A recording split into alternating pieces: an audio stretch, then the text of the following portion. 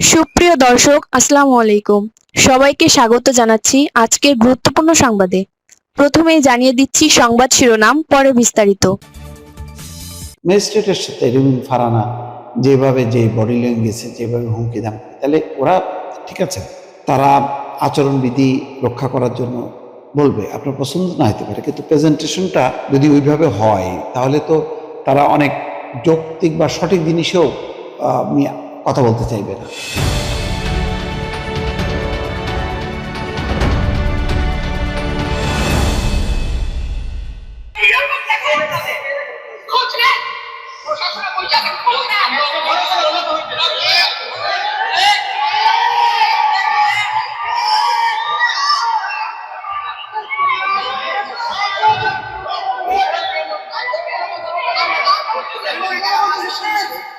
ভবিষ্যতে শুনবো না।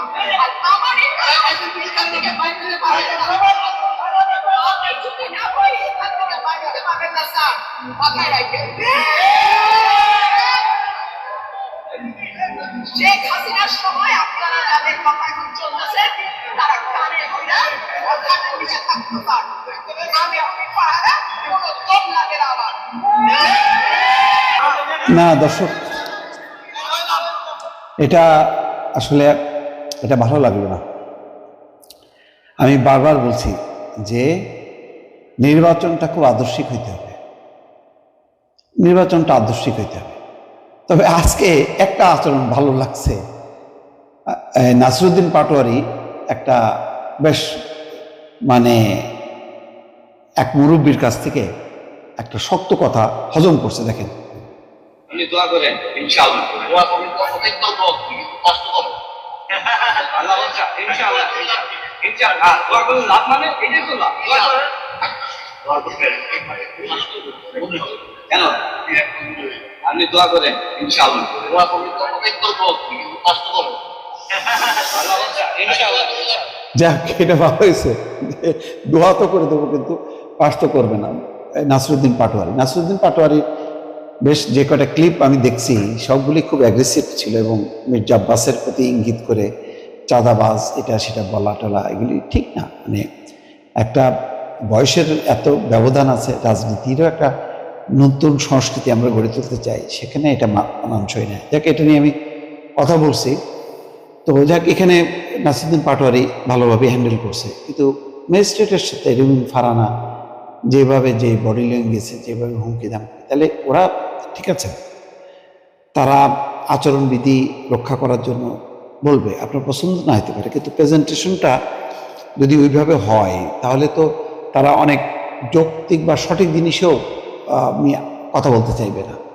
তাহলে আচরণবিধি তো লঙ্ঘন হয়ে যাবে, কারণ প্রার্থী এবং তার সমর্থকদের একটা প্রবণতাই থাকবে যে আচরণবিধি লঙ্ঘন করা।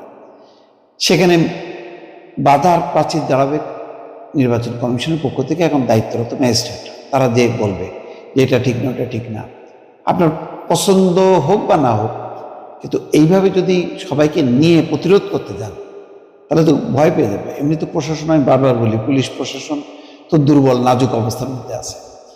তো এইভাবে যদি অ্যাগ্রেসিভলি যদি আচরণ করা হয় তাহলে নির্বাচন কমিশনের যে দায়িত্বপ্রাপ্ত এই ম্যাজিস্ট্রেটরা তারা কীভাবে দায়িত্ব পালন করবে? এটা তো সহযোগিতা লাগবে, এটা তো একপাক্ষিক ব্যাপার না। আমি তো বললামই তো আপনার, এটা আমিও যদি নির্বাচন করতে নামি, কিছু আচরণবিধি লঙ্ঘনের একটা প্রবণতা হবে এবং ম্যাজিস্ট্রেট যারা যারা নির্বাচন কমিশন তারা এসে ধরবে, এটা ঠিক না, ওটা ঠিক না, এটা বলবে।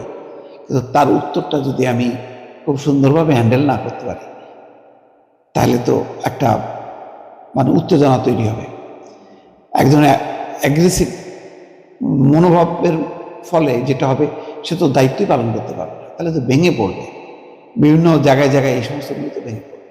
সুতরাং আমি বারবার বলি, সেই নাসিরুদ্দিন পাটোয়ারিকে বলি, রুমিন ফারহানাকে বলি, প্লিজ একটা এমনভাবে আচরণ করেন যেখান থেকে অন্যরা শিখবে, যাতে ভেঙে চুরে না পড়ে। আপনার ক্ষমতা আছে বলে আপনি ক্ষমতাটা দেখেন, এটা শালীনভাবে সুন্দরভাবে উন্নত রাজনৈতিক সাংস্কৃতিক যে একটা অবস্থান, সেটা আমাদেরকে ধরে রাখতে হবে এবং এটাই তো পরীক্ষার সময়। আপনার আচরণ দেখে ভোটাররা ভোট দেবে। ভোটাররা কিন্তু বাধ্য না, ভোটাররা আর শক্তিকে ভয় পায় না, এটা মনে রাখা দরকার।